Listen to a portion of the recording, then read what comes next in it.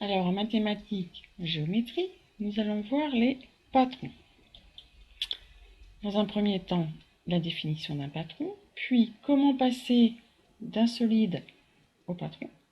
Enfin des exemples et pour terminer, une carte mentale. La définition. Alors, je veux d'abord te parler de couture. Tu sais, en couture, quand on fait des habits, on utilise des patrons.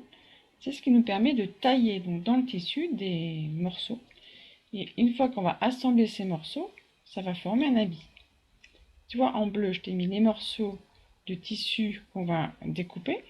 Donc, à l'aide d'un patron qui est dessiné ici en blanc, on les découpe. Et puis, quand on les assemble, on obtient à gauche, en orange, là, un habit. Et donc, tu vois bien que le patron était à plat, alors que l'habit, lui, il est plutôt en volume.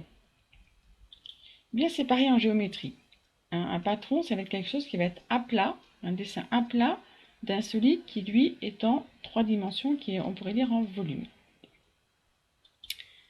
Alors, à quoi ça sert tout ça de faire des patrons? Eh bien, par exemple, les entreprises qui font des emballages, elles en ont besoin pour savoir quelle quantité de carton, ou de papier, ou en général du carton avec de l'aluminium, elles vont devoir tailler pour faire un emballage ou un paquet de céréales, par exemple.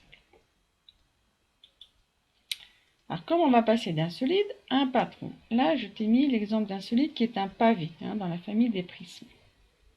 Et on va,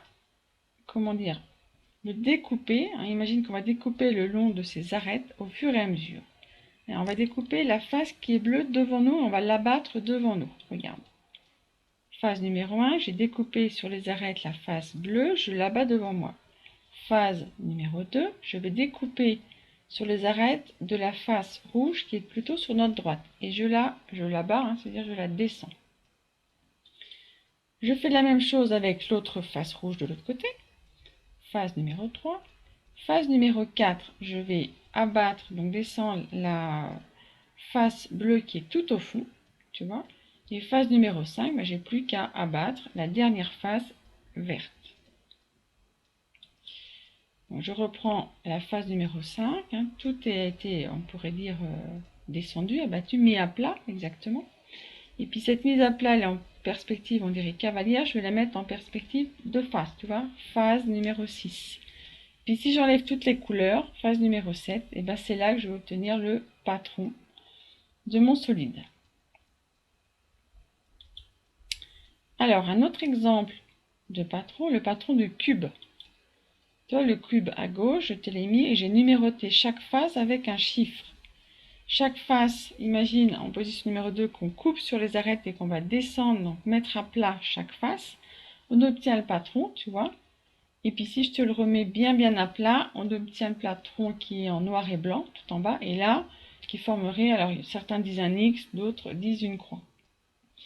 Il faut savoir que le cube a une particularité, comme certains d'autres patrons de solides, mais particulièrement pour le cube, il a 11 patrons possibles. Je vais te les faire afficher.